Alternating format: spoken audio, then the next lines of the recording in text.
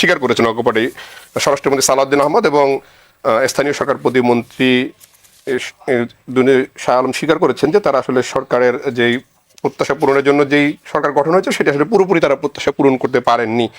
আমি যদি একদম মোটা তাকে বলি, আইন শৃঙ্খলা পরিস্থিতি, বিনিয়োগ, বিদ্যুৎ জ্বালানি খাত নিয়ে সরকার এখন পর্যন্ত যথেষ্ট অগ্রগতি দেখাতে ব্যর্থ হয়েছে। আপনি সেটি আসলে মনে করেন কিনা, বা আসলে সুনির্দিষ্টভাবে যদি বলেন যে কোন কোন জায়গাগুলো আসলে সরকার তার প্রত্যাশা পূরণ করতে পারেনি? ধন্যবাদ। বিরোধী দলের রাজনীতি আমরা যারা করি, আমাদেরকে সরকার সবসময় বলে যে সমালোচনা ছাড়া কি আপনারা আসলে সরকারের দু একটা ভালো জিনিস চোখে দেখেন না। দেখি আসলে তার দু একটা একটু বলি, তাহলে সরকারি দলের যারা আছেন তাদের কথা বলতে সুবিধা হবে আর কি। প্রথম কথা হচ্ছে যে এখন পর্যন্ত সরকারি দলের যে ল্যাঙ্গুয়েজ এবং রাজনৈতিক সহনশীলতা যেটা আছে, সেটা মোটা দাগে বাংলাদেশের ২০ বছরের যে ফ্যাসিবাদ দেখলাম তার থেকে অনেক গুণে ভালো, নিঃসন্দেহে। রাজনৈতিক খুনাখুনি, মারামারি, ক্যাম্পাস ভায়োলেন্স যে হচ্ছে না, ব্যাপারটা তা না, হচ্ছে, এগুলো সবই হচ্ছে। কিন্তু মোটা দাগে মানে সরকারি দল বিরোধী দলকে নির্মূল করে দেবে, নাই করে দেবে, কথা বলতে দেবে না, মত প্রকাশ করতে দেবে না, এই ধরনের বাস্তবতা বিরাজ করছে না। মোটা দাগে এটা সরকার রক্ষা করছে। ফেসবুকে, অনলাইনে, গণমাধ্যমে পর্যাপ্ত সমালোচনা করবার স্পেস সরকার এখনো অ্যালাউ করছে।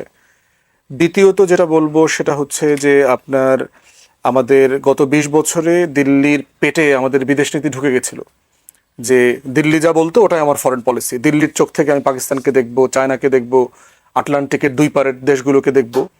কিন্তু এখন যেটা আছে যে মানে এই সরকার শহীদ প্রেসিডেন্ট জিয়াউর রহমানের দিল্লির আধিপত্যবাদ বিরোধী যে বিদেশ নীতি, যেটাই আসলে অরিজিনাল বাংলাদেশপন্থী রাজনীতির বিদেশ নীতি, সেখানে ফিরে গেছে।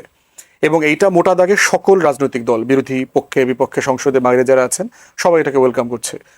ভারতে না যাওয়ার সিদ্ধান্ত, বেইজিংয়ে গেলেন, এবং এই যে সীমান্ত হত্যা নিয়ে, পুশিন নিয়ে সরকার যে পজিশন নিয়েছে, সবসময় খুব জোরালোভাবে কথা বলেছে তা না, বাট মোটা দাগে এটা সন্তোষজনক যে আমাদের একটা অভিমুখ তৈরি হয়েছে।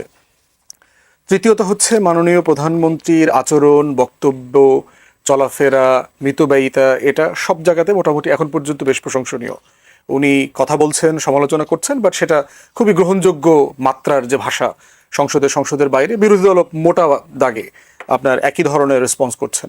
তো নিঃসন্দেহে এগুলো সরকারের ভালো জিনিস, এবং অন্তর্বর্তীকালীন সরকারের সময় নেওয়া বেশ কিছু ভালো উদ্যোগ সরকার কন্টিনিউ করেছে। তার ভিতরে একটা হচ্ছে যে আমাদের প্রতিরক্ষা নীতিমালায় বেইজিং, পাকিস্তান, তুরস্ক এই কেন্দ্রিক যে একটা বিকল্প বলয় তৈরি করা দরকার, এই সম্পর্কটা সরকার কন্টিনিউ করছে। পদ্মা ব্যারাজের একটা সিদ্ধান্ত অন্তর্বর্তীকালীন সরকারের সময় ছিল, একনেকে পাশ হওয়ার আগ মুহূর্তে ছিল। তারা অনেক বড় প্রজেক্ট হওয়ার কারণে সরকারের জন্য, নির্বাচিত সরকারের জন্য রেখে গেছেন। সরকারের সেটা পাশ করেছে এবং কন্টিনিউ করছে। মাননীয় প্রধানমন্ত্রী সরকার তিস্তা ব্যারেজ করবেন যে কোনো মূল্যে, দেশের টাকায়, ঋণে, হোয়াট এভার, এইটা ঘোষণা দিয়েছেন। নিঃসন্দেহে এই কন্টিনিউশনটা একটা ভালো কন্টিনিউশন। এর বাইরে হচ্ছে এখন যদি আমি যেগুলো করতে পারে নাই সেই জায়গাতে যদি আসি, তাহলে আপনারা দেখেছেন যে আমাদের এবি পার্টির পক্ষ থেকেও আমরা একটা প্রেস কনফারেন্স করেছি, এবং আমি জুলাই জাতীয় সনদ এবং গণভোটের গণরায়ের দিকে যাব না, কারণ এই ব্যাপারে বিএনপি নেতাদের একটা সিরিয়াস রিজার্ভেশন আছে, যে অনন্ত প্রতারণার দলিল বলছেন জাতীয় সনদকে, যদিও আবার বলছেন যে এটা অক্ষরে অক্ষরে পালন করবেন। মানে প্রতারণার দলিলকে অক্ষরে অক্ষরে পালন করবার কথাও তারা বলছেন। গণভোটের গণরায় চাপিয়ে দেওয়া হয়েছে, ফ্রড করেছে ইন্টারিম অ্যাডমিনিস্ট্রেশন, এটা মানে নাই। এই জন্য আমি ৩১ দফা দিয়ে কথা বলবো আর কি, বেটার, যে আসলে সরকারকে জাজ করবার জন্য, কারণ এটা কেউ চাপাইয়া দেয় নাই, ঐকমত্য কমিশন, বিরোধী দল কেউ তাকে চাপাইয়া দেয় নাই, এটা তার ড্রাফটের জিনিস। ২৭ দফা ছিল, যুগপদের সহযোগীদের সাথে মিলেমিশে এটা ৩১ দফা করেছে। এবং আমি নিজে আজকের প্রধানমন্ত্রী যিনি তখন সিনিয়র ভাইস চেয়ারম্যান ছিলেন, যেদিন লঞ্চ করেছেন গুলশানে, আমি সেই ম্যানিফেস্টো প্রোগ্রামে ছিলাম, কথাও বলেছি। প্রথম দফায় বলা হয়েছে সংবিধান সংস্কার কমিশন করবে, এবং সেই ব্যাপারে সালাউদ্দিন ভাই যেহেতু কমিশনের সদস্য ছিলেন, ওনার পরামর্শ মোতাবেক অধ্যাদেশ, গণভোট, রেফারেন্ডাম সবকিছু ওনার পরামর্শে এগুলো হয়েছে। কিন্তু সরকার এখন পরিচ্ছন্নভাবে সংস্কারের অপশন থেকে চলে আসছে, এক দফা থেকে তারা এখন সংশোধনী অপশনে গেছেন। আর্টিকেল 140 ইনস্ট্রুমেন্ট দিয়ে উনি কাজটা করবেন। দ্বিতীয়ত দেখেন ৩১ দফায় বলা আছে যে বিচার বিভাগের স্বাধীনতা, সচিবালয়, মাজদার হোসেন মামলার রায়, এগুলো বাস্তবায়ন করবেন। আমরা দেখলাম যে সচিবালয় যেটা করা হয়েছিল, বিচারপতি নিয়োগের যে নীতিমালা করা হয়েছিল, সরকার সেই অর্ডিন্যান্স দুইটা র্যাটিফাইও করে নাই। ৩১ দফাতে বলা আছে আর্থিক খাতকে সংস্কার করবেন। সংস্কার করবার জায়গাতে আমরা দেখলাম ব্যাংক রেজুলেশন আইন র্যাটিফাই করে নাই, যেভাবে ছিল 18 খ যোগ করেছে। এনবিআরকে রিফর্ম করবার যে জায়গাটা ছিল সেটা তারা তখন র্যাটিফাই করে নাই। ইসলামী ব্যাংক এবং অন্যান্য ব্যাংকগুলোকে আইন পরিবর্তন করে ইসলামের হাতে তুলে দেবার জন্য এখনো কাজ করছে। আজকে দেখলাম ইসলামী ব্যাংককে দিয়ে মামলা উজ্জ্ব করেছে, তারপরে বিএনপির আইনজীবী দিয়ে সেখানে আবার আইনজীবী পরিবর্তন করে দিয়েছে। তো এরপরে হচ্ছে আপনি যদি রাষ্ট্রীয় সাংবিধানিক সংবিধিবদ্ধ প্রতিষ্ঠানে মেধা যোগ্যতার ভিত্তিতে আপনি অ্যাপয়েন্ট করবেন বলেছেন, কিন্তু আমরা দেখলাম বাংলাদেশ ব্যাংক থেকে শুরু করে 12টা কর্পোরেশন এবং সব জায়গাতে দলীয় লোকদেরকে অ্যাপয়েন্ট করা। আমি আবার আসবো এটি নিয়ে। আমি একটু সৈয়দ আশরাফি পাপি আপনার কাছে যেতে চাই। সরকারের 180 দিন পূর্ণ হয়েছে, সরকার আসলে জনপ্রত্যাশা কতটা পূরণ করতে পেরেছে? সরকারের মন্ত্রীরা বলছেন যে আসলে কাঙ্ক্ষিত জনপ্রত্যাশা তারা এখনো পূরণ করতে পারেনি, এবং সেই জায়গাটা সরকার এখন কি কি চ্যালেঞ্জ দেখছে? আর ব্যারিস্টার ফুয়াদ তো বললেন 31 দফার কথাটি বলেছেন, দলীয় নিয়োগের কথা বলেছেন, এই অভিযোগগুলো তো আসলে একদম শুরু থেকেই করে আসছেন বিরোধী দল। এখানে হচ্ছে কি যে রজনীগন্ধা হাসনা হেনা আর প্রস্ফুটিত সুভাষের নিয়ে কিন্তু এই সরকার ক্ষমতায় আসেনি। বিএনপির সবচেয়ে সৌভাগ্য এবং দুর্ভাগ্যই বলেন, সব সময় একটা অস্থিতিশীল পরিস্থিতির মধ্য দিয়ে জনগণ বাছাই করে নেয় তাদের সমস্যার সমাধানের জন্য বাংলাদেশ জাতীয়তাবাদী দলকে, এবং যে 5টি বছর থাকে চরম পরীক্ষা দিয়ে একটা স্থিতিশীল অবস্থায় কিন্তু দেশকে সে নিয়ে যায়। রাষ্ট্রপতি জিয়াউর রহমানের আপনি 7ই নভেম্বর থেকে যদি শুরু করেন, সেখান থেকে দেশনেত্রী বেগম খালেদা জিয়ার রাজনীতিতে উত্থান, এই 81 সালে মৃত্যুর পর স্বৈরাচারের বিরুদ্ধে আন্দোলন থেকে শুরু করে 90 পর্যন্ত যদি আপনি আসেন, 80 থেকে 90, তারপরে দেখেন 91 যখন ক্ষমতায়ন হলেন, তখন মোটামুটিভাবে সে কিন্তু মানে দেশনেত্রী বেগম খালেদা জিয়া রাজপথ থেকে উঠে আসা একজন ব্যক্তি খুব চমৎকারভাবে 91 সালে শাসন ক্ষমতা এবং দেশের অর্থনৈতিক অবস্থা, আইন শৃঙ্খলার পরিস্থিতি স্থিতিশীল ছিল। কিন্তু পরবর্তী পর্যায়ে গোলাম আজমের ফর্মুলা এই মুহূর্তে দরকার তত্ত্বাবধায়ক সরকার, তখন জামাত এখনো দাবি করে গোলাম আজম সাহেবের বইয়ে লেখা ছিল। ওই ফর্মুলা নিয়ে যখন জামাত আর আওয়ামী লীগ একত্রিত হলো, এর ফাঁকে আবার 86 নির্বাচনে জামাত আওয়ামী লীগ জাতীয় পার্টি একত্রিত হয়েছে, আবার 88-তে এসে বিএনপির পিছনে দাঁড়িয়েছে। এইভাবে করে যখন ওই গোলাম আজমের ফর্মুলা নিয়ে একত্রিত হয়ে গোটা বাংলাদেশে ত্রাস শুরু করলো, সন্ত্রাস শুরু করলো, তখন কিন্তু অনেকে বলে বেগম খালেদা জিয়া বাধ্য হয়েছে। আমি বলি বেগম খালেদা জিয়া গণতন্ত্র পিপাসু, গণতন্ত্রের প্রতি তার শ্রদ্ধা ভক্তি এবং এই সমস্ত অরাজনৈতিক প্রতিহিংসার হাত থেকে জনগণকে মুক্তি দেওয়ার সনদ হিসেবে সেদিন তিনি 6ষ্ঠ সংসদ নির্বাচনটা দিয়েছিলেন, যেই নির্বাচনটা দিয়ে তত্ত্বাবধায়ক সরকার বিলটি উনি পাশ করেছিলেন, এবং উনি পদত্যাগ পল্টনে যে করে সমাবেশের মাধ্যমে উনি পদত্যাগ করে জানিয়ে দিলেন জনগণকে। এবং বাংলাদেশের ইতিহাস বিরল ঘটনা যে 116 সিটের বিরোধী দল বাংলাদেশ জাতীয়তাবাদী দল হয়েছে। এখন অপ্রয়োজনীয় সমালোচনাটায় আমি ব্যক্তিগতভাবে খুব অপছন্দ করি রাষ্ট্রের নাগরিক হিসেবে, কারণ আমি মনে করি যে শিক্ষিত মানুষ আমরা যারা, তাদের ভিতরে বর্তমান জিনিসটা কোনটা বেশি প্রয়োজন? গ্যাস, তেল, নিত্য প্রয়োজনীয় দ্রব্যাদি মানুষের নিয়ন্ত্রণের মধ্যে থাকবে এবং আইন শৃঙ্খলা পরিস্থিতি। এই ক্ষেত্রে সরকারের দোষ কতটুকু, আর সরকার উত্তরাধিকার সূত্রে প্রাপ্ত সমস্যার সম্মুখীন কতটুকু হচ্ছে? সরকার উত্তরাধিকার সূত্রে প্রাপ্ত সমস্যার সম্মুখীন হওয়া মানে কি? বাংলাদেশের 18 কোটি মানুষই কিন্তু উত্তরাধিকার সূত্রে প্রাপ্ত সমস্যার সম্মুখীন, এটা বুঝতে হবে। এটা সরকারের ক্রিয়েট করা না, এবং সরকারের গাফিলতির বিষয় এখানে না, এবং সরকার এখানে ব্যক্তিগত নিজের সম্পত্তি দিয়ে রাষ্ট্র পৃথিবীতে কেউ চালায়নি, চালানোর কোনো সুযোগ কিন্তু নাই। এখন আওয়ামী লীগ সরকারের 15 বছর যে কূপ খনন করেনি, তারপর আবাসিক প্রকল্পের ইয়েগুলো তো দেখবেন যে কোনো গ্যাসের কিন্তু লাইনও দেয়নি, সেখানে সব সিলিন্ডার গ্যাস ইউজ হয়। আজ থেকে 30 বছর আগে আমার মা বোনেরা একটা ম্যাচের দামকে অনেক বেশি মনে করতো, তারা সারাদিন গ্যাসের চূড়া জ্বালিয়ে ধরে রাখতো, একটা ম্যাচ চালাতো না। এখন আমাদের এই যে 3টা জিনিস নিত্য প্রয়োজনীয় দ্রব্যাদি, গ্যাস, তেল, আইন শৃঙ্খলার পরিস্থিতি। এখন আইন শৃঙ্খলা, গ্যাস, তেল, এটা তো আপনি বুঝছেন যে উত্তরাধিকার সূত্রে প্রাপ্ত সমস্যা। আমার টাকা যদি ঋণ হয়ে যায়, কিন্তু উত্তরাধিকার প্রাপ্ত সমস্যা তো বিএনপি জানতোই যে এই সমস্যাটাকে মোকাবেলা করতে হবে, সেটি তো বিএনপি জেনেই ক্ষমতা আসছে। তাহলে সেটি আসলে কি দিয়েছে বিএনপি? সেই টাকার সমস্যা টাকা দিয়ে করতে হয়। আপনার যদি আমার কাছে পাওনা থাকে, পাওনা পরিশোধ অর্থ দিয়ে করতে হবে, এবং আপনার কাছে যদি আমি অর্থের বিনিময়ে কোনো জিনিস কেনার চুক্তি থাকে, টাকা আপনি কয়দিন না দিয়ে আমাকে জিনিস দিবেন, বিষয়টা দাঁড়িয়েছে এখানে। এটা বিএনপি গভর্নমেন্টের একক কোনো তৈরি করার সমস্যা না, এটা উত্তরাধিকার সূত্রের প্রাপ্তই সমস্যা। এবং যেই সমস্যাটার সমাধান আপনি বাংলাদেশের যত গ্যাস বিশেষজ্ঞ বলেন, জ্বালানি বিশেষজ্ঞ বলেন, সকলকে নিয়ে আলোচনা করে মূল সমস্যা হচ্ছে টাকা। এখন এই পর্যুদস্ত অর্থনীতির টাকার সমস্যার সমাধান এই সরকারকে করতে হবে। কিন্তু তার পাশাপাশি এই যে বিরোধী দলের দাবি দাবার শেষ নাই, ধরেন এই 31 দফা, এই জুলাই সনদ, তারপরে এই হচ্ছে আপনার ওইখানে অমককে আপনাদের ভিতরে অন্তর্কলে 830 জন কেন মারা গেল, টিআইবি রিপোর্টে এটা কেন আসলো।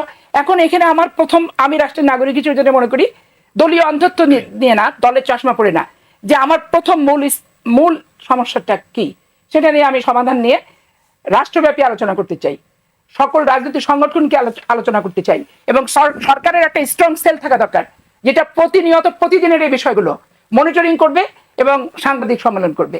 এই মিডিয়া সেল ফিডিয়া সেল যাই বলেন, এখানে বাংলাদেশের সাংবাদিকতার পেশাদারিত্ব লোকজনকে দিয়ে দায়িত্বশীলতার সাথে এগুলো পরিচালিত করলে বিভ্রান্তি দূর হবে। রাজনীতিতে প্রতিযোগিতা থাকে, কিন্তু প্রতিযোগিতাটা এমন জায়গায় চলে যাচ্ছে মনে হচ্ছে তেল গ্যাস নিয়ে আমরা লুকায় আতরে তলে রেখে দিচ্ছি না।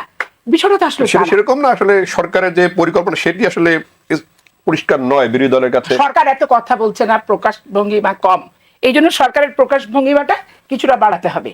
কারণ এটা আমার তৈরি সমস্যাও না, আমার ব্যক্তিগত প্রবলেম না। আমার ঘাড়ে পড়েছে মানে তো জনগণের ঘাড়ে পড়েছে।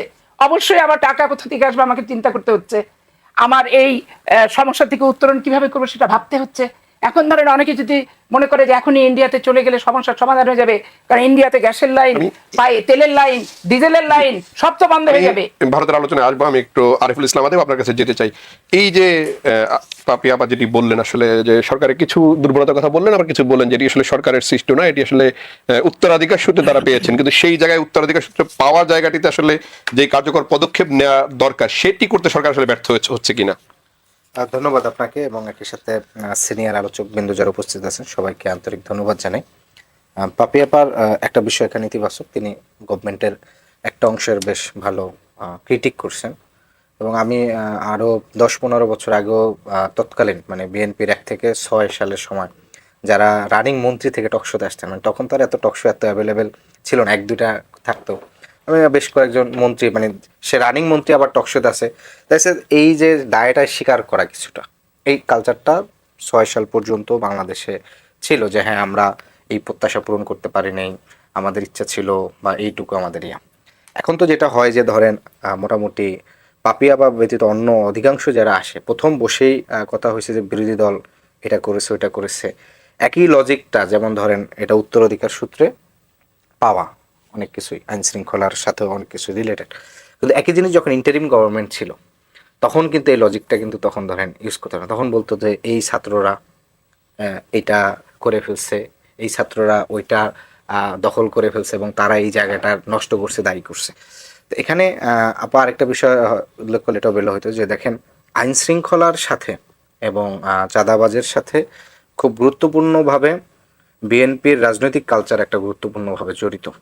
কারণ আমরা দেখছি বাংলাদেশে তো আওয়ামী লীগ জোর করে টানা 15 বছর ছিল, তার আগে তো একবার ক্ষমতা আসছিল, বা বিএনপি, এই দুইটা দল থাকায় তাদের যে রাজনৈতিক যে কালচারটা যেটা ছিল, মানে আমি এখানের কালচারটা বলতে চাইছি 8 পর্যন্ত, আপনি যদি ধরেন 8-এর পরে তো ফুললি এটা প্রতিবেশী রাষ্ট্রের সরাসরি স্ক্রিপ্টেড একটা এক ধরনের ইয়া করা, মানে এটারে আপনি অনেকে দ্বিতীয় স্বাধীনতা বললে আবার বলে যে এটা কি প্রথম স্বাধীনতার অপমান করা হয় না, কিন্তু এগুলোর অনেক লজিক আছে। মানে এটা জাস্ট বাংলাদেশ এখন বুঝতেছে বিএনপিটা যে আসলে জাস্ট পতাকা আর সীমানাটা নামে ছিল, আর সব কিছুই বলা চলে যায় দিল্লির কাছে এক ধরনের দাসত্বর মতন ছিল আর কি।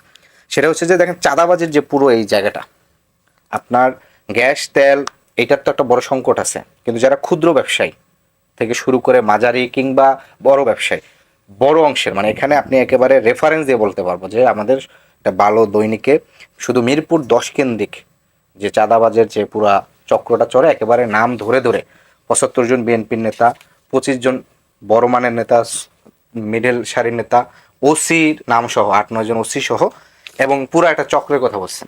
এবং এখানে কিন্তু বিরোধী দলের সাথে কোনোভাবেই এই কালচারটা ধরেন হচ্ছে পায় না।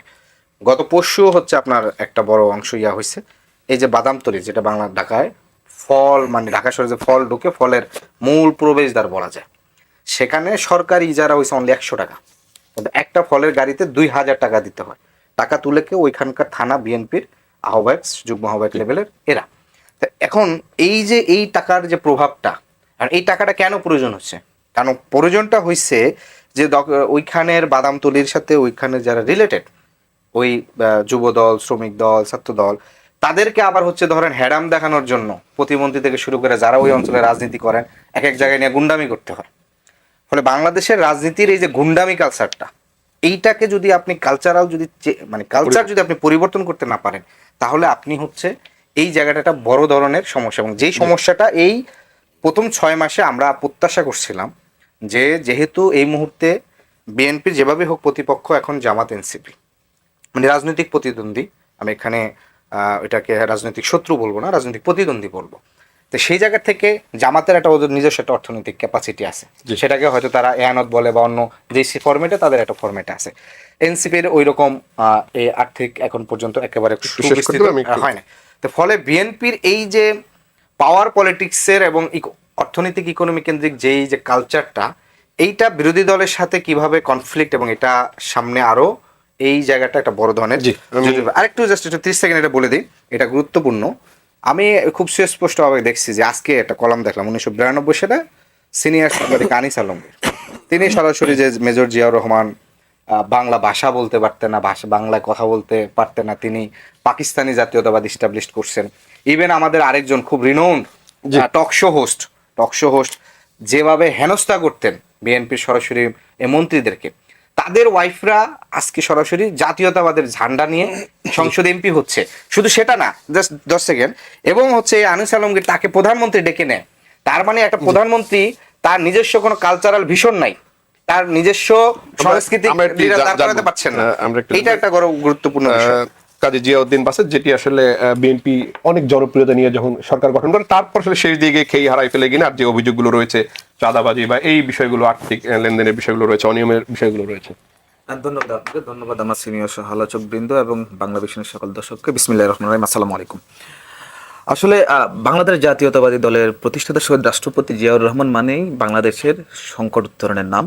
দেশনেত্রী বেগম খালেদা জিয়া সেই লিগ্যাসিটাকে টেনে নিয়ে গিয়েছেন, সেই আদর্শটাকে ধারণ করে নিয়েছেন, এবং ঠিক তেমনি বর্তমান সরকারের প্রধানমন্ত্রী মাননীয় প্রধানমন্ত্রী জনাব তারেক রহমানও সেই ধরে এই সংকট উত্তরণের জন্য টেনে নিয়ে যাচ্ছেন একটা বিধ্বস্ত অর্থনৈতিক অবস্থা এবং সকল ক্ষেত্রে অব্যবস্থাপনা, দলীয়করণ, দুর্নীতি, এই যে ধ্বংসস্তূপ, এই ধ্বংসস্তূপটা কিন্তু মাননীয় প্রধানমন্ত্রী একাই টেনে নিয়ে যাচ্ছেন তা না, তার সাথে সবাই সারথি হওয়া দরকার ছিল। তার দলের বাহিরে, সরকারের বাহিরে তো বিরোধী দলের সুযোগ আছে। উনি কিন্তু আজকে বক্তব্যতে বলেছেন সমস্যা আছে, সমস্যা থাকবে, এই সমস্যা সমাধানের উপায় আমাদের সবাইকেই বের করতে হবে। সুতরাং এটা একটা মেসেজ যে আমরা একটা বিধ্বস্ত অর্থনীতি, বিধ্বস্ত শিক্ষা ব্যবস্থা, বিধ্বস্ত স্বাস্থ্য ব্যবস্থা, একটা অনিয়ম, একটা ঋণ নির্ভর, আমদানি নির্ভর দেশকে যেভাবে ফ্যাসিস্ট শেখ হাসিনা রেখে গেছে, সেই ধ্বংসযজ্ঞ থেকে বের হতে হলে তো আমাদেরকে অপেক্ষা করতে হবে। আমার সমালোচকরা অনেকগুলো কথা বলেছে, আমি যদি ফুয়াদ ভাইয়ের কথাগুলো টেনে নিয়ে যাই, 31 দফাকে উনি প্রায়োরিটি দিয়েছিলেন। বাংলাদেশ জাতীয়তাবাদী দল 31 দফা ঘোষণা করেছে 2023 সালের 13 জুলাই। সেই জায়গাটার মধ্যে তো তখন সংস্কার এইসব বিষয় আসেনি, তখন রাষ্ট্র মেরামতের রূপরেখা হিসেবে 31 দফা ঘোষণা করা হয়েছিল, এবং তারই প্রেক্ষিতে পরবর্তীতে নির্বাচনী ইশতেহারের মধ্যে 31 দফাকে ইনক্লুড করেছিল, এবং পরবর্তীতে জনগণ বিএনপির উপর আস্থা রেখে ভোটাধিকার প্রয়োগের মাধ্যমে রাষ্ট্র পরিচালনার দায়িত্ব প্রদান করেছে, এবং এইটা জনগণের 31 দফা এখন জনগণের ইশতেহার হয়ে গেছে, বিকজ তারা ভোট প্রদান করেছে বিএনপিকে। 31 দফা বিএনপি যদি 31 দফা একদম শেষ হয়ে যায়নি, আস্তে আস্তে তো এগুলো সবগুলোই পালন করবে।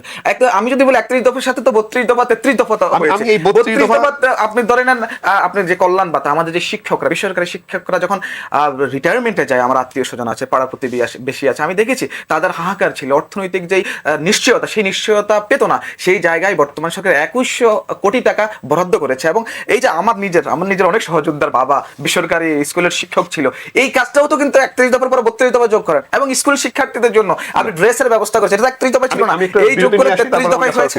এগুলো যে 32 দফা তো বলেছি, এবং 33 দফা যদি বলি তাহলে স্কুল শিক্ষার্থীদের ড্রেসের ব্যবস্থা করা, ব্যাগের ব্যবস্থা, এসবগুলো কিন্তু সরকার করছে। সরকার কিন্তু কাজ করে যাচ্ছে।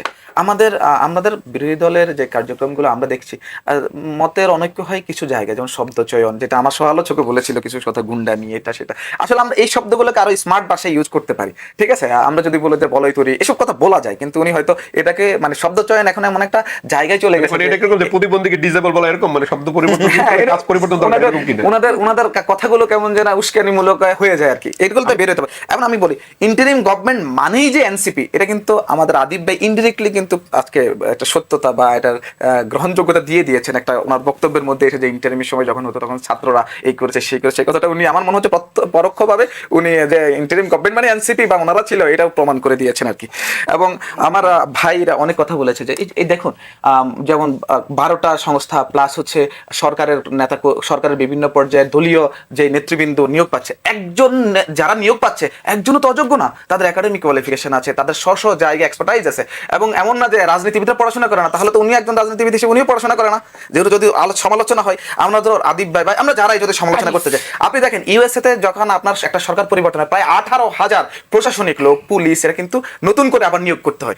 আপনার একটা সরকার পরিচালিত হতে হলে তো ওই ধরনের ব্যক্তিবর্গ লাগবে যারা সরকারের কাছে ক্রেডিবল থাকবে, যাদের বিশ্বাসযোগ্যতা থাকবে এবং সরকারের যেই পদক্ষেপগুলো সেগুলো প্রপারলি বাস্তবায়ন করার জন্য ওই ধরনের তো দক্ষ লোক লাগবে। তা আপনি যদি চান, আপনি কেউ একজনকে নিয়োগ দিয়ে দিয়েছেন এবং পরবর্তীতে সে সরকারের কথাই শুনলো না, সরকার যেভাবে রাষ্ট্র পরিচালনা করতে চায় সেই জায়গার মধ্যে না এসে যদি সরকারকে বিতর্কিত করে, প্রশ্নবিদ্ধ করে, সেই জায়গায় কি বিশ্বাসযোগ্য লোক বা যোগ্য লোক দেওয়া কি জায়েজ নয়? এটা আমার মনে হয় যে এই প্রশ্নটা বারবার আসে, আমি যত জায়গায় যাচ্ছি তত জায়গায় কথাটা আসছে। আমার মনে হচ্ছে এই জিনিসগুলোকে আমাদেরকে ভাবতে হবে যে একটা রাষ্ট্র পরিচালনা করতে হলে অনেক বিশ্বস্ত লোকের প্রয়োজন। সেই বিশ্বস্ত লোক যারা যোগ্য, দক্ষ এবং বিশ্বাসযোগ্য সংগঠনের কাছে, দলের কাছে এবং সরকারের কাছে, তাদেরকে নিয়ে আপত্তি থাকার কথা না। মিস্টার আজম ফুয়াদ, দলীয় লোক যদি যোগ্য হয়, বিশ্বাসযোগ্য হয়, তাতে আসলে সমস্যা দেখছে না সরকারি দল।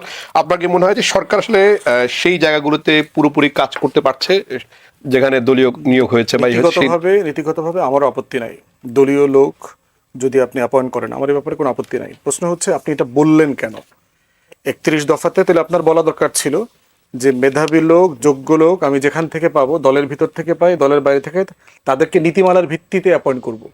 আমরা চাই আপনি দলের লোকটা অ্যাপয়েন্ট করেন, কোনো সমস্যা নাই, কিন্তু রাষ্ট্র তো একটা প্রসেসের মধ্য দিয়ে আসতে হবে। আপনার দলের নেতা আপনার কাছে অনেক শিক্ষিত, যোগ্য, মেধাবী হইতে পারে, আমরা তো ওনাকে চিনি না, তো রাষ্ট্রের নাগরিকরা তো ওনাকে চেনে না, তাহলে কি প্রসেসের মধ্য দিয়ে আপনি ভেটিং করলেন?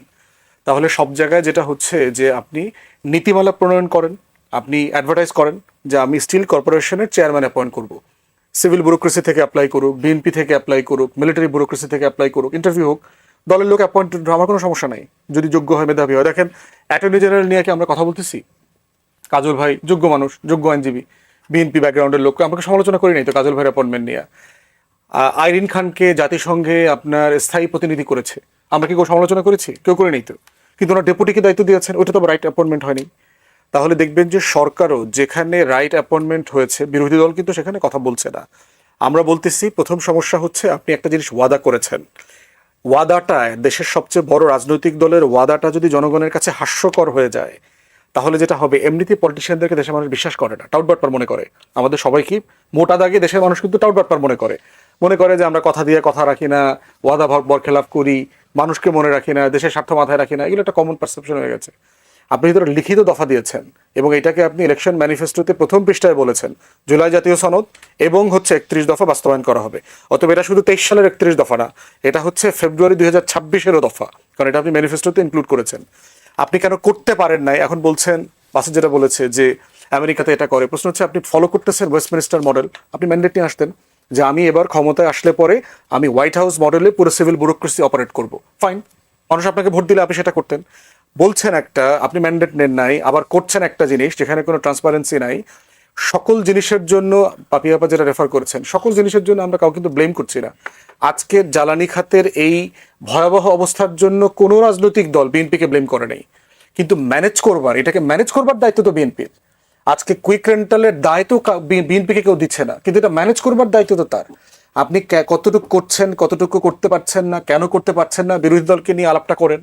পার্লামেন্টে তো আপনি সেশন নোটিশ দিয়েছে বিরোধী দল এটা আলাপ করবার জন্য, স্পিকার সরকারি দলের হুইপরা মিলে এটা আলোচনা এজেন্ডাভুক্ত করতে দিল না। আপনার যখন তেলের ক্রাইসিস ছিল, যেই দুইটা অখ্যাত কোম্পানিকে 1 লক্ষ মেট্রিক টন ব্যারেল আনার জন্য বলে দেওয়া হলো, আস্তে পেট্রোল পাম্প থেকে সব লাইন চলে গেল। তারপরে হচ্ছে এই যে আপনি রিফাইনারি ঝামেলা হয়েছে, ইমার্জেন্সি টেকনিক্যাল মেকানিজম নাই কেন? আপনি 30 দিন 15 দিন 1.5 মাস আমার এটা অপারেট করবার একটা ফ্রিজ নাই কেন, যে আমার একটা সংকট হইলে আমি ফ্রিজ থেকে এটা চলবো? আপনাকে তো একটা কথাটা বলতে হবে সমস্যাটা কোথায়। প্রতিমন্ত্রী বলছে টাকা নাই, আমার 38-39 বিলিয়ন ডলার রিজার্ভ, আপনি বলছেন জ্বালানি কেনার টাকা নাই। তারপরে টুকু ভাই বলতেছে আমার কিছু করার নাই, এটা রিপেয়ার করা পর্যন্ত দিন গুনতে হবে, ঘন্টা গুনতে হবে। মাননীয় প্রধানমন্ত্রী বলছেন আমরা ইতিমধ্যে মালয়েশিয়ার সাথে কথা বলছি, মিয়ানমারের সাথে কথা বলছি, কথাগুলো তো মিলছে না। আসলে সমস্যা মিলছে না, আপনি আবার যদি একটু বলেন যে সরকারের কথার মধ্যে কেন মিল থাকছে? আর একটা হচ্ছে যে বিরোধী দল বলছে যে জুলাই সনদ বাস্তবায়নের যে ওয়াদা সরকার করছে সেটি নিয়ে তারা প্রতারণা করছে, আর সরকার বলছে যে জুলাই সনদটা একটা প্রতারণা। আসলে কোনটা প্রতারণা? প্রবলেমটা হচ্ছে কি জানেন, বিরোধী দল পড়ে আছে জুলাই সনদ, আর বিএনপির 31 দফা কোথায় কোথায় পালন হচ্ছে না।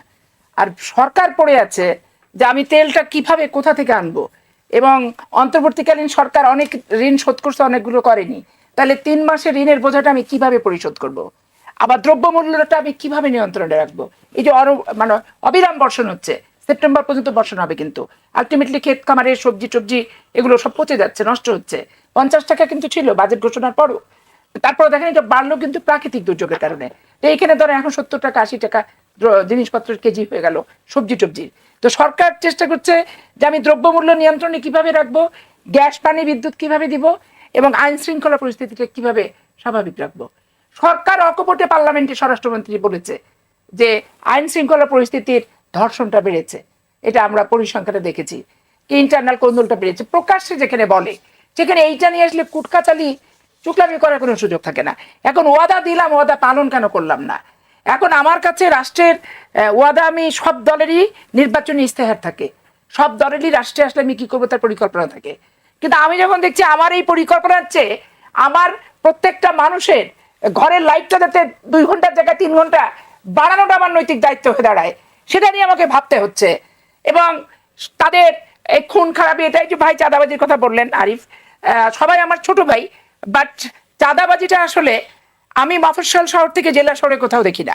চাঁদাবাজিটা আমি যতটুকু উপলব্ধি করেছি এবং শুনেছি যে ঢাকা মহানগর এবং বিভাগীয় শহরগুলোতে যেহেতু ব্যবসা বাণিজ্যের একটু প্রাণকেন্দ্র, চঞ্চলতা আছে, চাঁদাবাজি হয়। দেখেন, আমি ছাত্র জীবন থেকে চাঁদাবাজির বিপক্ষে, আমি ছাত্র জীবন থেকে দুর্নীতি দুর্বৃত্তায়নের বিপক্ষে, এবং দেশনেত্রী বেগম খালেদা জিয়া, শহীদ রাষ্ট্রপতি জিয়াউর রহমান এবং তারেক রহমান দিনের যে খাবারটা, সেটাও চিন্তা করে খেতে হচ্ছে তাকে, যে আমি তো 100 টাকা দিয়ে খাচ্ছি, কিন্তু গ্রামের এই মানুষরা 20 টাকার খাবার খেতে পারছে কিনা।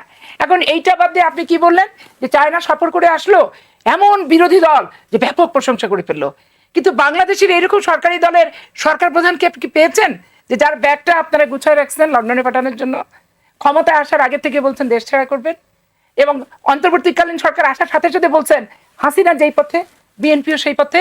এগুলো তো হজম করছি আমরা সবাই মিলে, এবং কি পরিমাণ চামড়া মোটা করে হজম সরকার প্রধান থেকে শুরু করে মন্ত্রী পরিষদ, এমপি এবং আমরা, এবং আমাদের যে তরুণ যারা, যাদের রক্ত এই যে টকবগা, এই যার উচ্ছলতা আছে, উচ্ছ্বাস আছে, খারাপ কথা শুনতে পারে না। ছোটবেলায় আমি যেমন পারতাম না খারাপ কথা শুনতে, সাথে সাথে মুষ্টি বেঁধে নিতাম, নিয়ে সহবাসীর সাথে দুটো কিলঘুষি করে কিন্তু তুলতাম, যে খারাপ কথা বলবা কেন, টন টন কাটতো না মেয়েদেরকে, রাস্তাঘাটে উত্তক্ত করতো না, দিতাম বাইর। তো এখন ধরেন এগুলো হয় কি লিমিট থাকতে হবে। আমি থাকবো সরকারে, আপনি ধরবেন স্টিয়ারিং, এটা যদি আপনার প্রত্যাশা হয়, জীবনে কখনো কোনোদিন এই প্রত্যাশা পূরণ হবে না। প্রথম কথা, এই প্রত্যাশা পূরণ না হওয়ার কারণে আপনি কিছু ক্রিয়েটেড সমালোচনা করছেন। সমালোচনা কি 31 দফা 32 দফা জুলাই সনদ। এখন 31 দফা 32 দফা জুলাই সনদ, আমি তো কমিটমেন্ট করেছি, নোট অফ ডিসেন্টও আছে, জামাত ইসলামের নোট অফ ডিসেন্ট আছে। এটাকে আমি টাইম লিমিট দিছি যে আমি একবারে স্যাটেলাইট পদ্ধতির মতো 2 দিনের ভেতর সমাধান করে ফেলবো? না, আমার হাতে আলাদিনের আশ্চর্য প্রদীপ আছে। আজকে অ্যাডভোকেট নুরুল ইসলামকে 7টা খণ্ড করে লক্ষ্মীপুরের নদীতে ভাসায় দেওয়া হয়েছিল। আজকে রাজনীতির আইন শৃঙ্খলা পরিস্থিতির এখানে উন্নতি যে রাজনৈতিক প্রতিহিংসার হত্যা, প্রতিহিংসার সন্ত্রাস ঘটনা হচ্ছে না। অনেক জায়গায় পুলিশ নীরব থাকার জন্য কথা হচ্ছে যে পুলিশ কেন নীরব? পুলিশ সরকার দ্বারা একজন ব্যক্তিকে নির্যাতনের রাইটস এবং এখতিয়ার অধিকার পায় নাই, তাই অনেক ক্ষেত্রে নীরব ভূমিকা পালন করছে। তারপরে আপনি আজকে দেখেন এই যে মাহবুব আজিজ আলম, আনিস আলমগীরের কথা বললেন, সবসময় একটা জিনিস চিন্তা করবেন, আওয়ামী লীগ স্বৈরাচারী ঘটনার সাথে যারা জড়িত তারা বিচারের দাবি হচ্ছে সময়ের, এবং আমরা সবাই উচ্চ থেকে নিম্ন পর্যন্ত বিচার চাই। কিন্তু আপনি এখন প্রত্যেকটা সেক্টর যদি বিচার শুরু করেন, তাহলে আপনি মূল বিচার থেকে সরে যাবেন। তো ওই যে আনিস আলমগীর, ওই যে মাহবুব সাহেব, ওই অমক সচিব বেগম জিয়ার বাড়ি থেকে তাড়াইছিল, অমক এসপি এই কথা বলেছিল, এই সারাদিন যদি কুটকাচালি আমরা মেয়েদের মতো করে করি, আলটিমেটলি মূল সমস্যা, মূল যেটা এজেন্ডা, সেখান থেকে বেরোয় এসে আমরা কি করবো, খুদ নিয়ে কুলায় ঝাড়তে থাকবো। এখন খুদ নিয়ে ঝাড়বেন না আসল অপরাধের বিচার করবেন, এটা চিন্তা করতে হবে। আরিফুল ইসলাম আদিব, আমরা যদি একটু, যেহেতু বিচারে আসলেই সরকারের 6 মাসে এই মানবতা বিরোধী অপরাধের বিচার বা গণহত্যার বিচারটা আসলে কতটা অগ্রগতি হচ্ছে, সেটা একই সঙ্গে যেই দাবি নিয়ে রাজপথে ছাত্ররা ছিল, সেই কর্মসংস্থান কতটা তৈরি করতে পেরেছে 6 মাসে সরকার? আবার ধন্যবাদ আপনাকে। দেখেন, এখানের বিষয় যেটা আপা যেটা বললেন যে বিরোধী দল আসলে জনগণের বিষয়গুলো অ্যাড্রেস করছে কিনা। আমি যেহেতু এনসিপির সেন্ট্রাল দায়িত্বের পাশাপাশি ঢাকা মহানগর উত্তরের দায়িত্ব পালন করছি, আমি নিজে গত 3 মাসে হামের প্রতিবাদে ঢাকায় প্রোগ্রাম করেছি, আমি নিজে কোঅর্ডিনেট করে। বিদ্যুতের দাম যখন প্রথম দফা বৃদ্ধি করেছে পয়সা ধরে, সেখানে প্রোগ্রাম মশাল মিছিল করেছি। এখানে আপনার এই যে গ্যাসের দাম বৃদ্ধির যখন প্রস্তাব দিছে, এখানে আপনার এই সম্ভবত জুলাইয়ের কারওয়ান বাজার প্রোগ্রাম করেছি, হাড়ি পাতিল নিয়ে রাস্তায় মেয়েরা নেমেছে, সংগঠিত হয়েছে, এবং সেই প্রোগ্রাম এরপরে বিরোধী দলও 11 দলও সচিবালয় ঘেরাওর সময় এই কর্মসূচিগুলো করছে। ফলে জনস্বার্থের যে ইস্যুগুলো, সেই ইস্যুগুলো কিন্তু বিরোধী দল অ্যাড্রেস করছে, রাজপথে অ্যাড্রেস করছে, অন্য জায়গায় অ্যাড্রেস করছে, কিন্তু ওই জায়গাটা একই সাথে ফোকাস করছে না। এখন বিষয়টা হচ্ছে যে বিরোধী দল একই সাথে ওই যে বলে না যে গভর্নমেন্টের এত জায়গায় সমস্যা, আপনি কোনটা থুইয়া কোনটা হচ্ছে যে আপনি অ্যাড্রেস করবেন। জ্বালানি সংকট, ঔষধ নীতি, এই যে ধরেন 293টা জীবন রক্ষাকারী ওষুধ যেটার একটা দামটা লিমিট করে দিছিল গভর্নমেন্ট, সেটা তো এই মাঝে সেটার এই লিমিটটা উঠাইয়া দিছে। জ্বালানি সংকট যখন সংকট হলো শেষ মুহূর্তে আইসা বসুন্ধরা গ্রুপের সাথে একটা তাদেরকে প্রায় 20% এলএনজি সরবরাহ সহ এই দায়িত্বটা তারা দেওয়া হয়েছে।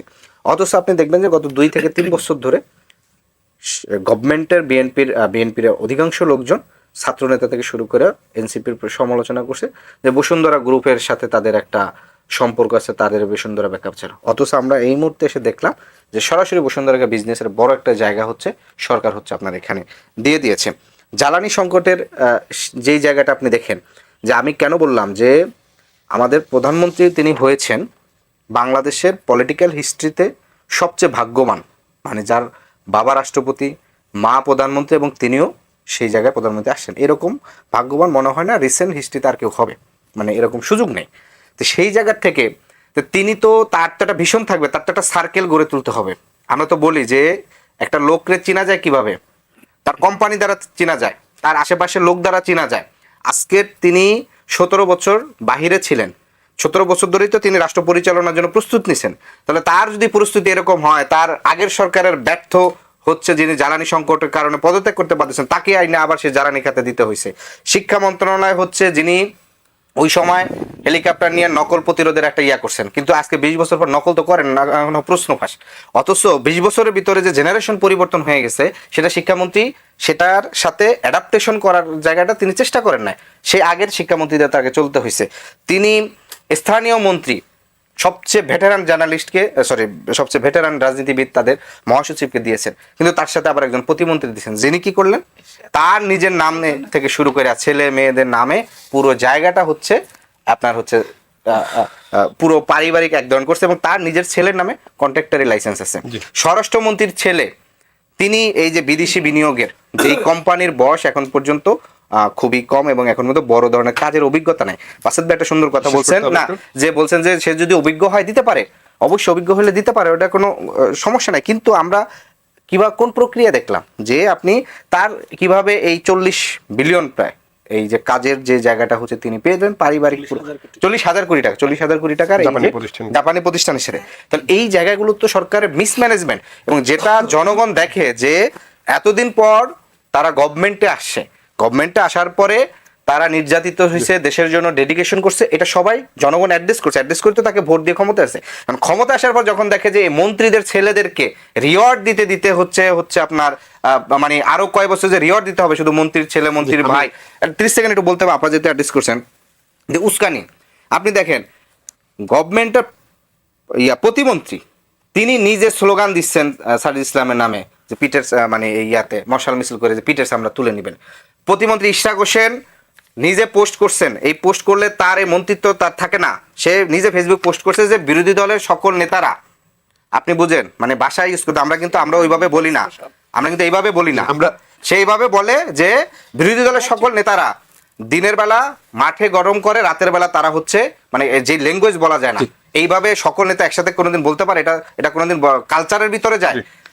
কিন্তু এনসিপি একটা এক্সাম্পল সেট করছে, আমাদের একজন প্রধানমন্ত্রীকে নিয়ে রাজনৈতিক শিষ্টাচার বৈধ হয়েছে, তাকে সাংগঠনিকভাবে ব্যবস্থা নেওয়া হয়েছে, কিন্তু আবার তাকে আবার আটক করছে। তো প্রধানমন্ত্রীর আটক করলে সেটা তো সাংগঠনিক ব্যবস্থার ভিতরে আমরা তাকে সংশোধন করছি। জিয়াউদ্দিন বাসেদ, আমি যদি একটু যাই, যে প্রথমে ছিল দলীয়করণ, তারপর পরিবারকরণ, আমি সেটি না দিয়ে আমি যাচ্ছি যে সরকারের মধ্যে আছে রাজনৈতিক দল বিএনপি আসলে বিলীন হয়ে যাচ্ছে কিনা, মানে রাজনৈতিক কর্মকাণ্ডে বিএনপির এখন 6 মাসে খুব বড় কোনো কর্মসূচি আমরা দেখতে পাচ্ছি না। দেখুন ছাত্র দলের অবস্থা অনেকটা এরকম কিনা। আমি আপনাকে সেটাতে আসছি। আমি এর আগে কিছু কথা বলতেই হয়। ফুয়াদ ভাইয়ের যদি কথা আমি বলি, ফুয়াদ ভাই বলেছে যাদেরকে নিয়োগ দিয়েছে তাদেরকে জনগণ চিনে না। ফুয়াদ ভাইয়ের এবি পার্টির মহাসচিব উনি, ওনাকে কয়জন চিনতো যদি নিয়মিত টকশো না করতো? ওনার দলের এরকম কয়জনকে চিনে সেটা আমার কাছে প্রশ্ন।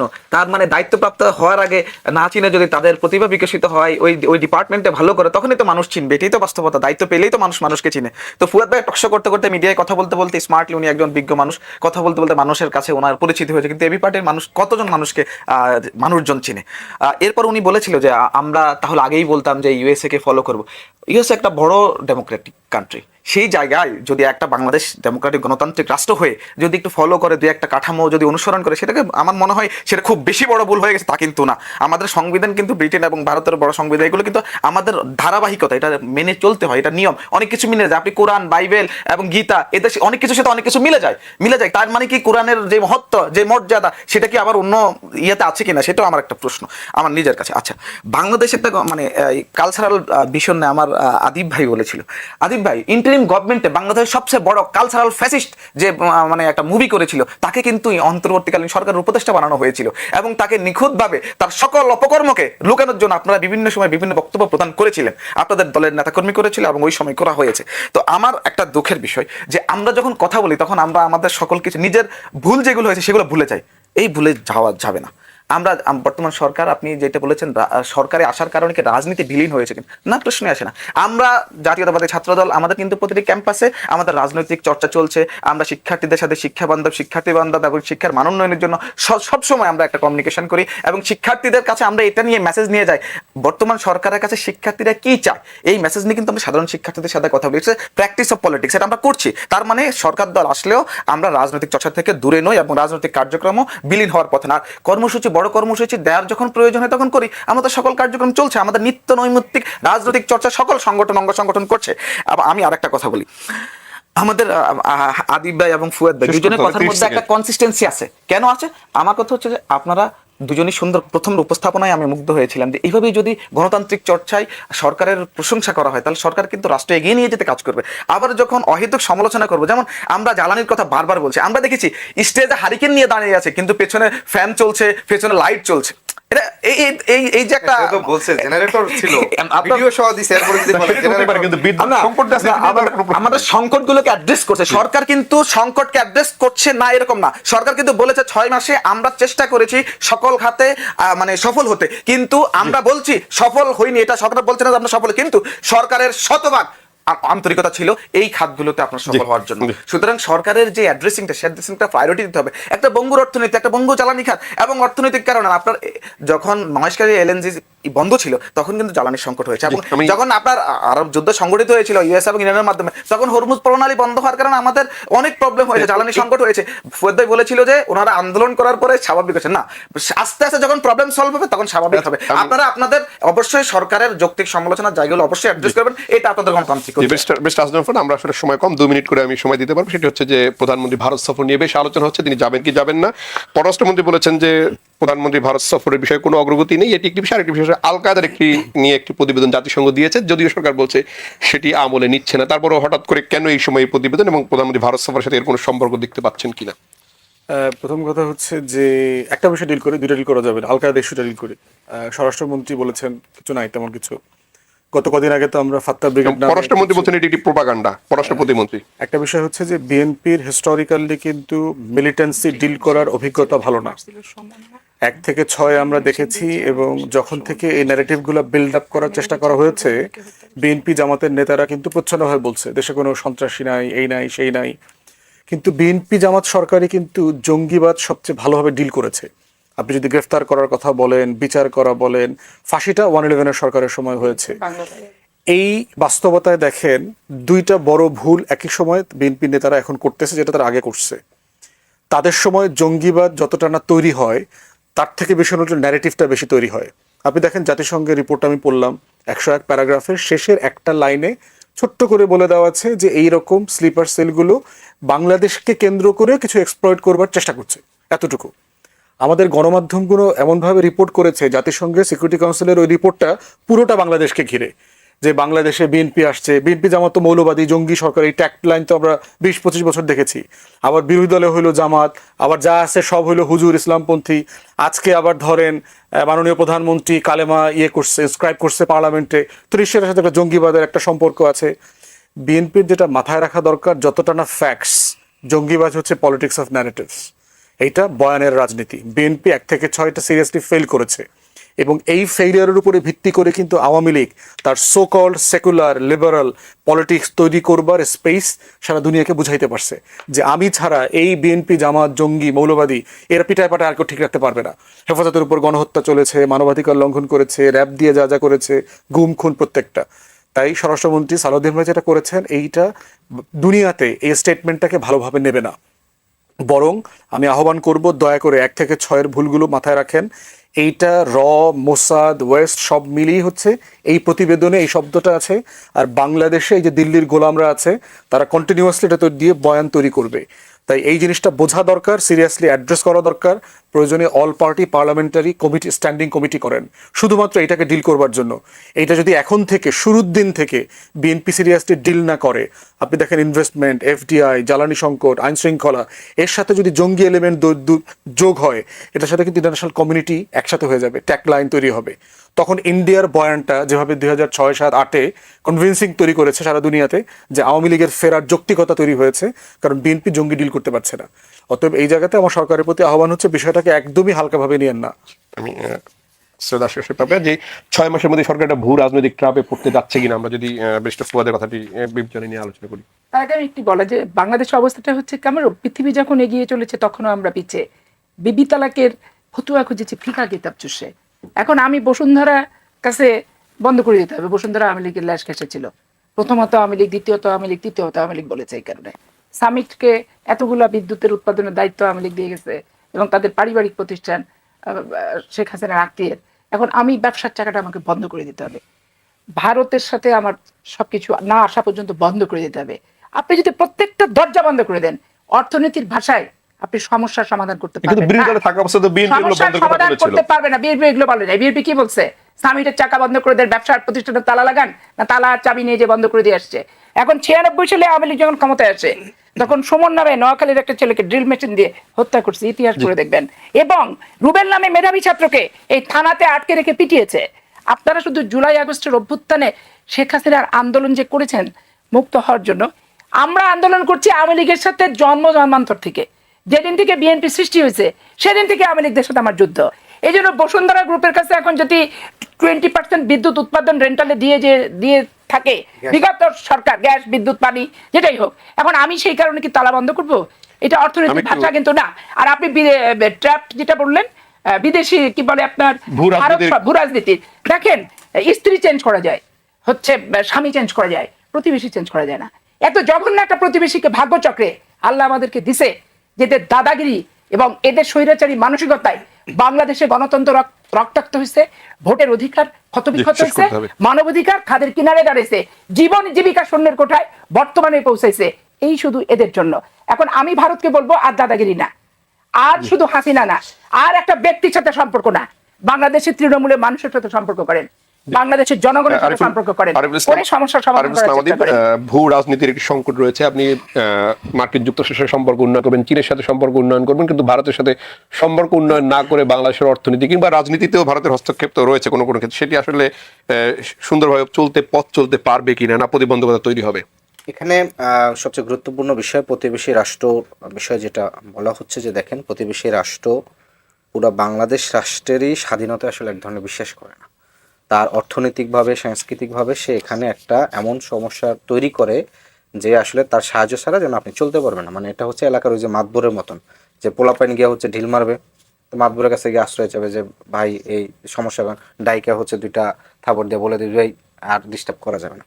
তো আওয়ামী লীগের, ভারতের ওই যে ছোট পোলাপাইনটা হচ্ছে আওয়ামী লীগ, যখন চায়না সাপোর্ট ছিল, এই সীমান্তে পারলে যুদ্ধ লাগায় দেয় পুশিন করে। এখন পুশিন বন্ধ হয়ে গেছে, এখন কিন্তু পুশিনটা করছে। আবার এই ভারতে সফর করার জন্য নানা ধরনের শেখ হাসিনারে দিয়ে করানো, এই যে আপনার হচ্ছে সংবাদ সম্মেলন করে বাংলাদেশে যারা এই আওয়ামী লীগের অনুসারী আছে কিংবা হচ্ছে সন্ত্রাসীরা আছে, তাদেরকে নানা ধরনের সাপোর্টেস।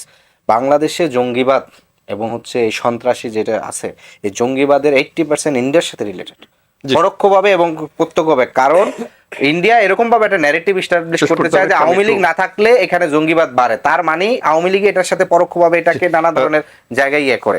জিয়াউদ্দিন মাসুদ ভারত সফর নিয়ে আসলে চ্যালেঞ্জের মুখে কিনা বিএনপি, একদম ছোট্ট করে 30 সেকেন্ডে শেষ করে। দেখুন, আজকেও কিন্তু আপনার ত্রিবেদী সংবাদ সম্মেলন করেছে, তার ওখান থেকে বলেছে যে ভারত সরকার চায় যে আমাদের মাননীয় প্রধানমন্ত্রী ভারত সফর করুক, সেখানে অনেক দাবি দাওয়া প্লাস হচ্ছে অনেক অঙ্গীকারের বিষয় আছে, সেগুলো নিয়ে আলোচনা করবে।